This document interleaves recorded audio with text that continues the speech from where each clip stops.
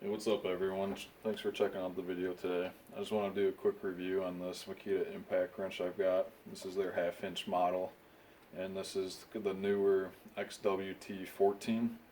They also have XWT15. I think these came out fairly recently. The 14, like I've got here, is your friction ring anvil. The 15 would be with the detent pin.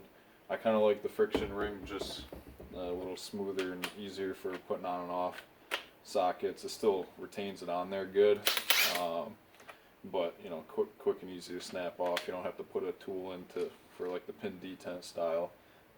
So kind of just based on reviews I read online, this is the route I went personally. So I'm gonna go over a couple of the details I like about this model. I think it's a pretty overall compact impact wrench, but it's still pretty good on the torque specs. I think they're advertising about 430 foot-pounds of nut busting torque, so it's removing nuts. I want to say it's maybe 250, around 250 fastening torque, which for my application of kind of general automotive work, spinning off lug nuts and doing some service on my Polaris Razor in my truck, this is kind of more than what I need really. So for the compact size, this is actually a pretty impressive unit here. I run it with the 5 amp battery. I did get it as the bare tool set. I have some other Makita tools, so this fits good with the 5 amp and everything on it's balanced and overall pretty light.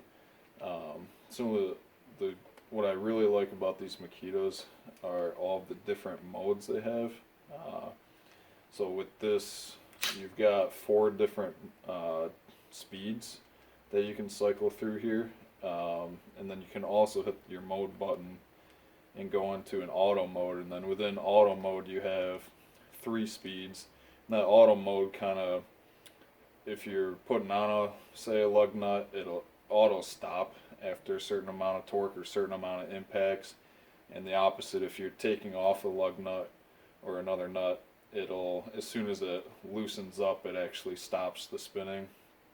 You can also, if you hold down the mode button, this blue light comes on, and that kind of eliminates your variable speed trigger, and so as soon as you pull it to a certain point, it's right to like max speed, so it's not like a slow ramp up like you would normally have.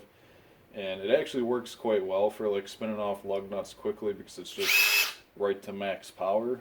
Whereas if you exit out of that mode, you can see how you can slowly kind of throttle the speed, kind of like a normal drill. So that's kind of a neat feature. A couple other things on this, I just overall like build quality on it. Some of the details I really like are underneath where the battery snaps in. On these impact wrench models, Makita puts in some extra, I guess, bumpers in here to make the battery more stable.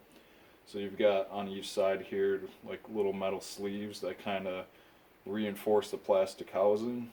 And then most Makita drills have these two like clear bumpers here already, but then you have an additional one rubber bumper in the back, as well as a rubber kind of roller here on the front, and that's for your clip mechanism on your battery. So when you put your battery in, it's it doesn't rattle around on there. I think that's really good for the impact, for an impact wrench, versus like if you come more to like, this is just my compact or subcompact drill, they still have the 2 front rubber bumpers, but you're missing those other bumpers and sleeves around here.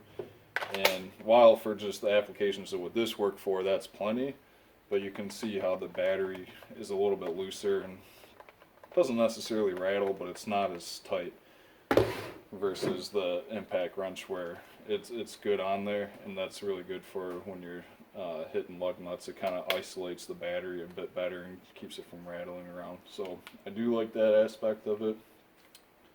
I also like on the back of the motor housing, this is a separate piece back here, you can see with your 2 screws that pops off, and when you get into like higher torque applications, this kind of gives more accuracy and better alignment for your motor in here. This is brushless, of course, but it's a little bit more robust design versus like a smaller standard drill like they've got, where your motor is housed in the back just in your two split halves here. It doesn't have a separate cap that goes on the back, which is fine for a lighter duty application like this drill. But when you get into a heavier duty application, it's nice to have that separate housing on the back that really kind of beefs everything up with the motor and keeps it stable.